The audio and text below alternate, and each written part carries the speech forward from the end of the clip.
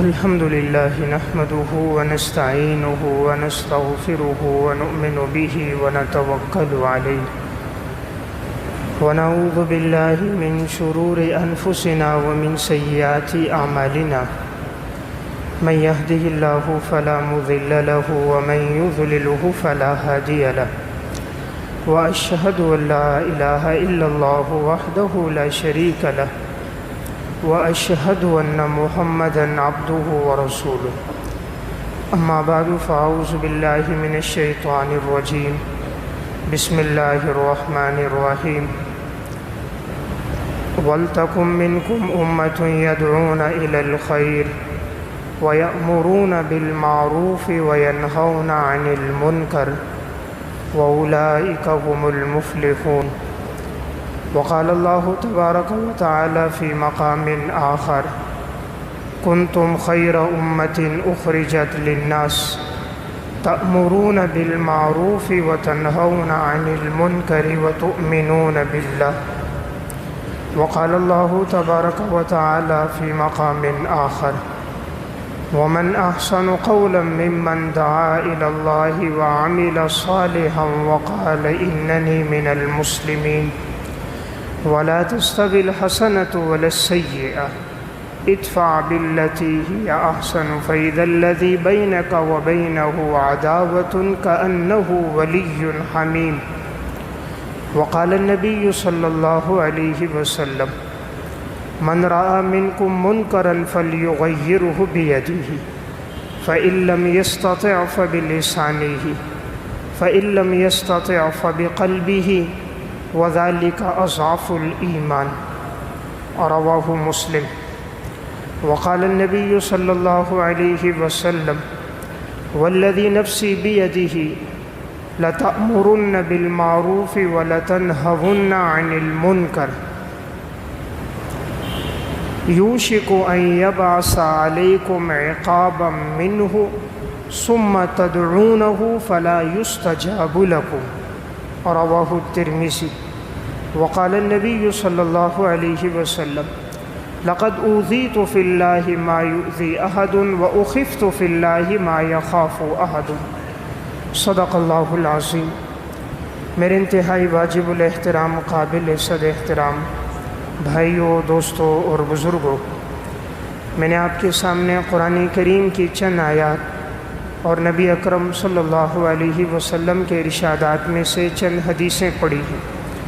قرآن کریم کی جو پہلے میں نے آیت تلاوت کی، اس میں اللہ رب العزت ارشاد فرماتے ہیں وَلْتَكُن مِّنكُمْ أُمَّةٌ يَدْعُونَ إِلَى الْخَيْرِ، تمہارے اندر ایک جماعت ایسی ہونی چاہیے کہ جو لوگوں کو دین کی طرف دعوت دے، لوگوں کو دین کی طرف بلائے، نیکی کا حکم دے اور لوگوں کو برائی سے منع کرے۔ فرمایا یہی لوگ اولئک هم المفلحون، کامیاب لوگ یہی لوگ ہیں۔ تو اس آیت میں فرمایا کہ ایک جماعت ایسی ہونی چاہیے جس کا کام یہ ہو کہ وہ لوگوں کو امر بالمعروف اور نہی عن المنکر کا حکم دیں، اور اس جماعت کے لیے فرمایا یہ لوگ کامیاب لوگ ہیں۔ دوسری آیت میں فرمایا کنتم خیر امۃ اخرجت للناس، تم بہترین امت ہو کہ تم لوگوں کے نفع رسانی کے لیے نکالے گئے ہو، اور تمہارا کام یہ ہے کہ تأمرون بالمعروف وتنہون عن المنکر وتؤمنون باللہ، کہ تم نیکی کا حکم دیتے ہو، برائی سے منع کرتے ہو، اور تم اللہ پر ایمان لے کر آتے ہو۔ تیسری آیت میں ارشاد فرمایا وَمَنْ أَحْسَنُ قَوْلًا مِّمَّنْ دَعَا إِلَى اللَّهِ وَعَمِلَ صَالِحًا وَقَالَ إِنَّنِي مِنَ الْمُسْلِمِينَ، اس شخص سے زیادہ خوبصورت بات، اچھی اور بہترین بات کس کی ہوگی کہ جو لوگوں کو اللہ کی طرف بلائے اور وہ خود بھی نیک عمل کرتا ہو اور وہ کہے کہ میں مسلمانوں میں سے ہوں۔ وَلَا تَسْتَوِي الْحَسَنَةُ وَلَا السَّيِّئَةُ، نیکی اور برائی دونوں اللہ کے ہاں برابر نہیں ہو سکتے۔ فرمایا تم برائی کا بدلہ نیکی کے ساتھ دو، اچھے طریقے سے برائی کو دور کر دو، اور اس کا فائدہ یہ ہوگا کہ وہ شخص کہ تمہارے اور اس کے درمیان میں جہاں دشمنی تھی کہ ایک وقت آئے گا کأنہ ولی حمیم، وہ تمہارا جگری دوست بن جائے گا۔ جب تم برائی کا بدلہ نیکی کے ساتھ دو گے اور اس کی تکالیف کو برداشت کرو گے تو وہی شخص جو تم سے دشمنی رکھتا تھا ایک وقت آئے گا وہ تمہارا قلبی دوست بن جائے گا۔ حدیث میں رسول اللہ صلی اللہ علیہ وسلم نے ارشاد فرمایا، من رأى منکم منکرا فلیغیرہ بیدہ، تم میں جو آدمی کوئی منکر کام، شریعت کے خلاف کام دیکھے تو اسے چاہیے وہ ہاتھ سے روکے، فإن لم یستطع فبلسانہ، اور اگر ہاتھ سے روکنے کی طاقت نہ ہو تو زبان سے منع کرے، فإن لم یستطع فبقلبہ، زبان سے روکنے کی طاقت بھی نہ ہو تو دل میں برا جانے، وذالک اضعف الایمان، اور یہ ایمان کا سب سے کمزور درجہ ہے۔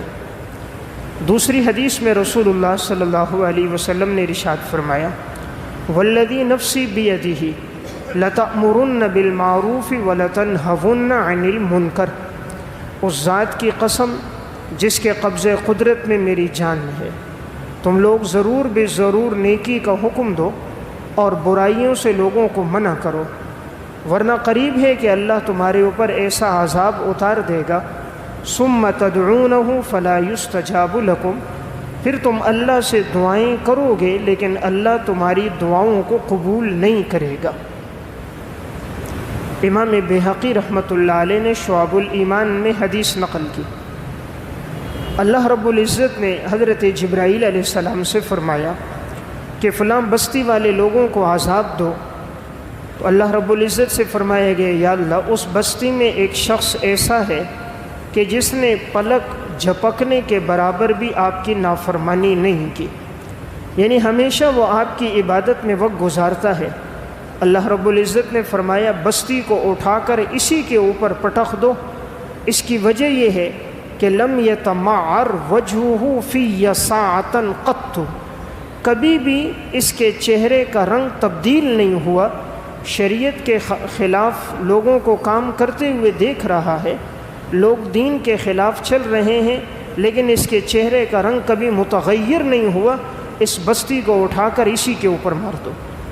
اس سے معلوم ہوا دین پر خود بھی چلنا ہے اور دوسروں کو بھی دین کی دعوت دینی ہے۔ دعوت و تبلیغ کا مقصد یہی ہے، دعوت کا معنی دین کی طرف بلانا، تبلیغ کا معنی دین کی بات کو آگے پہنچانا۔ دعوت و تبلیغ کا مقصد ہے کہ جو انسان نے دین سیکھا ہے وہ اس دین پر خود بھی عمل کرے اور پھر اس دین کی بات کو آگے بھی پہنچائے۔ صرف اتنا کافی نہیں ہے کہ ہم دین پر چلیں، ہماری ڈبل ذمہ داری ہے، دین پر خود بھی چلنا ہے، اپنے گھر والوں کو بھی حکم دینا ہے، یا ایھا الذین آمنوا قوا انفسکم واہلیکم نارا، اے ایمان والو اپنے آپ کو بھی، اپنے گھر والوں کو بھی، اولاد کو بھی جہنم کی آگ سے بچاؤ۔ انہیں بھی جہنم سے بچانا ہے، اپنے قبیلے والوں کو بھی دعوت دینی ہے، وَأَنذِرْ عَشِيرَتَكَ الْأَقْرَبِينَ، کہ آپ اپنے قریبی رشتہ داروں کو ڈرائیے۔ معلوم ہوا دعوت شروع ہوگی اپنی ذات سے، سب سے پہلے انسان نے اپنے آپ کو دین پہ لانا ہے، جب وہ خود دین پر آ جائے گا تو اس کی دعوت میں اللہ تاثیر پیدا کر دے گا، وہ جس کو کسی بات کا حکم دے گا تو اس کی عملی زندگی لوگوں کی ہدایت کا ذریعہ بن جائے گی۔ فرمایا اس کے بعد اپنے گھر والوں کو حکم دینا ہے کہ وہ دین پر آئیں، اور جب وہ بھی دین پر آ جائیں تو اپنے قریبی رشتہ داروں کو دین کی طرف بلاؤ، اور جب وہ بھی دین پر آتے ہیں پھر اسی طرح انسان کے ماتحت ہیں، نوکر ہیں، غلام ہیں، خدام ہیں، ان کو بھی حکم ہے کہ ان کو بھی دین کی دعوت دو۔ الا کلکم راع وکلکم مسئول عن رعیتہ، تم میں سے ہر ایک شخص نگہبان ہے اور اس سے اس کی رعیت کے بارے میں پوچھا جائے گا۔ شوہر ہیں اس سے بیوی بچوں کے بارے میں پوچھ ہوگی، باپ ہیں اس سے اولاد کے بارے میں باس پرس ہوگی، سردار ہیں اس سے اپنے نوکروں خادموں کے بارے میں سوال ہوگا، آقا ہیں ماتحتوں کے بارے میں سوال ہوگا۔ اس لیے دین کا حکم یہ ہے کہ دین پر انسان نے خود بھی آنا ہے اور دین کی دعوت کو آگے بھی پہنچانا ہے۔ خدا نہ کرے اگر ایک آدمی یہ کام نہیں کرتا تو جب عذاب آتا ہے تو ایسا شخص بھی پھر عذاب میں مبتلا ہو جاتا ہے۔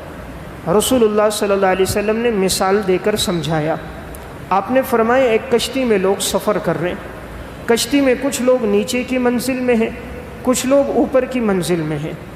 اب یہ اوپر والے بڑے عیش و عشرت میں سفر کر رہے ہیں، تو اب ان کو پانی کی ضرورت پڑتی ہے، یہ نیچے والے اوپر آتے ہیں، ان سے پانی لیتے ہیں، ضرورت کا سامان لیتے ہیں، تو اوپر والوں کو تکلیف ہوتی ہے تم لوگ کیوں آ رہے ہو، تم اوپر نہ آؤ۔ اب آخر اگر یہ تنگ ہو کر کہیں گے کہ تم پانی نیچے سے لے لو، تو اب اگر یہ نیچے سے تختہ نکالیں گے پانی لینے کے لیے، تو یہ پانی جب کشتی کے اندر آئے گا تو یہ پانی صرف نیچے والوں کو نہیں ڈبوئے گا، یہ اوپر والوں کو بھی ڈبو دے گا۔ جب کشتی ڈوبے گی تو صرف نیچے والے غرق نہیں ہوں گے، اوپر والے بھی اس عذاب کے اندر تکلیف میں وہ بھی مبتلا ہو جائیں گے کہ یہ ان کو دیکھ رہے ہیں اور منع نہیں کر رہے۔ تو اگر یہ خاموش رہیں گے تو وہ عذاب اور وہ تکلیف صرف نیچے والوں کے لیے نہیں ہوگی، وہ پانی کا کشتی میں داخل ہو کر اسے ڈبو دینا اوپر والوں کے لیے بھی ذریعہ بن جائے گا۔ تو آپ نے حدیث کے ذریعے سمجھا دیا کہ دین پر انسان نے خود بھی آنا ہے اور لوگوں کو بھی دین کی طرف دعوت دینی ہے۔ انبیاء علیہ الصلاۃ والسلام جتنے بھی آئے سب کی ایک ہی دعوت تھی، لوگوں کو اللہ کی طرف بلایا۔ ادع الی سبیل ربک بالحکمۃ والموعظۃ الحسنہ وجادلہم باللتی ہی احسن۔ تم لوگوں کو اللہ کے راستے کی طرف بلاؤ، وعظ و نصیحت کے ذریعے سے، حکمت اور دانش مندی کے ذریعے سے، اور اگر بحث مباحثہ کرنا بھی پڑے کسی مخالف سے تو اچھے طریقے کے ساتھ دلائل کی روشنی میں خندہ پیشانی اور سنجیدگی کے ساتھ اس سے بات کرو۔ تو گویا دین ہمیں یہ دعوت دیتا ہے کہ انسان دین پر خود بھی چلے اور جہاں تک اس کی پہنچ ہے وہاں تک وہ دین کے پیغام کو آگے بھی پہنچائے۔ جب انسان دین کی طرف لوگوں کو بلائے گا تو اس بلانے میں اس پر اذیتیں آئیں گی، اس پر تکلیفیں اور مشقتیں آئیں گی۔ سب سے زیادہ آزمائشیں امام الانبیاء صلی اللہ علیہ وسلم پر آئیں، اسی طرح آزمائشیں حضرات انبیاء علیہ الصلاۃ والسلام پر آئیں۔ ہم پر کیا آزمائشیں ہیں؟ اصل آزمائشیں اور تکالیف تو دین کی خاطر حضرات انبیاء علیہ السلام پر آئیں۔ حضرت زکریا علیہ الصلاۃ والسلام پیغمبر ہیں کہ انہیں آرا رکھ کر جسم کے 2 ٹکڑے کر دیے جاتے ہیں۔ تکلیفیں تو انبیاء علیہ السلام پر آئیں کہ ایک ایک دن میں سینکڑوں انبیاء علیہ السلام کو بنی اسرائیل کے لوگوں نے قتل کر دیا تھا۔ پھر ان میں سب سے بڑھ کر آزمائشیں آپ صلی اللہ علیہ وسلم پر آئیں کہ آپ نے فرمایا دین کے لیے جتنا مجھے تکلیفیں دی گئی کسی کو نہیں دی گئی، جتنا مجھے ڈرایا دھمکایا گیا فرمایا کسی کو نہیں گیا۔ آپ پر آزمائشیں کتنی آئیں؟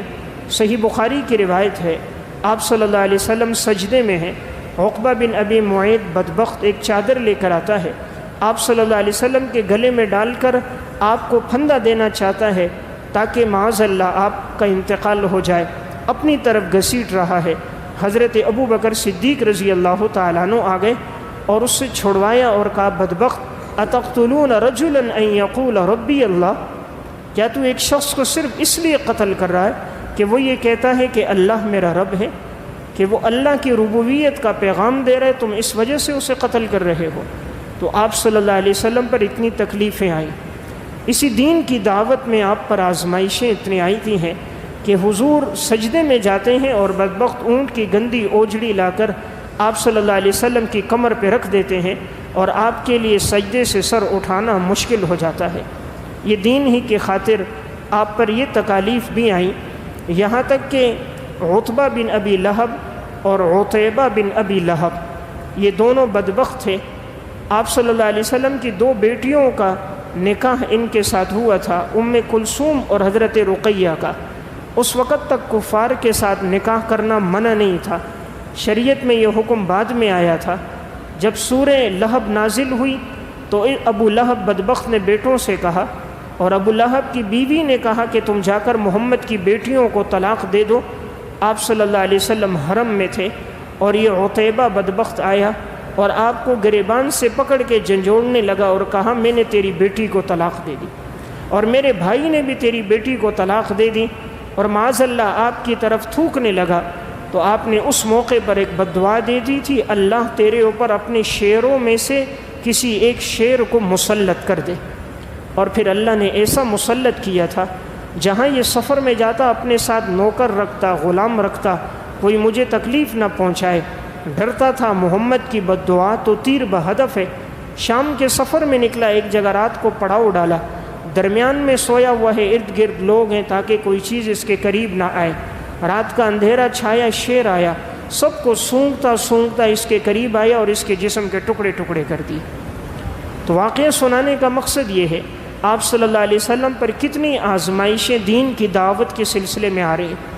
آپ پر یہ آزمائش بھی آئی کہ آپ صلی اللہ علیہ وسلم طائف میں جا رہے ہیں، واقعہ صحیح بخاری میں ہے۔ ام المومنین حضرت عائشہ رضی اللہ تعالیٰ عنہ نے پوچھا، یا رسول اللہ کیا احد سے زیادہ کبھی تکلیفیں بھی آپ پر آئیں؟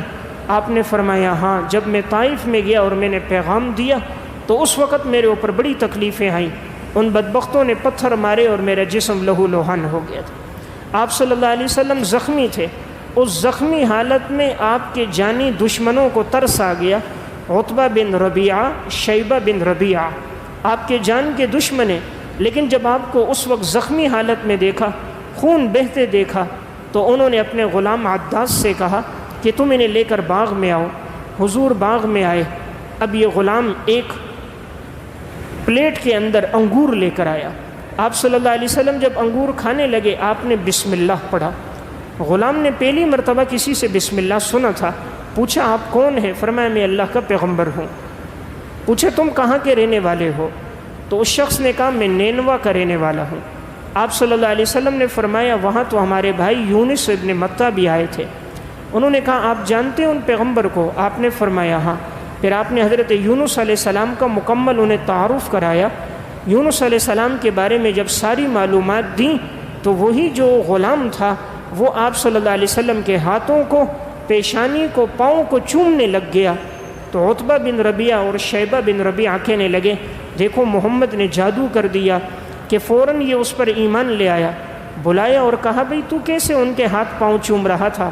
کہا یہ اللہ کے سچے پیغمبر ہیں۔ آپ صلی اللہ علیہ وسلم کو بڑی خوشی ہوئی کہ طائف میں چلو آزمائشیں آئیں، لیکن اس کو تو اللہ نے ہدایت کا ذریعہ بنا دیا۔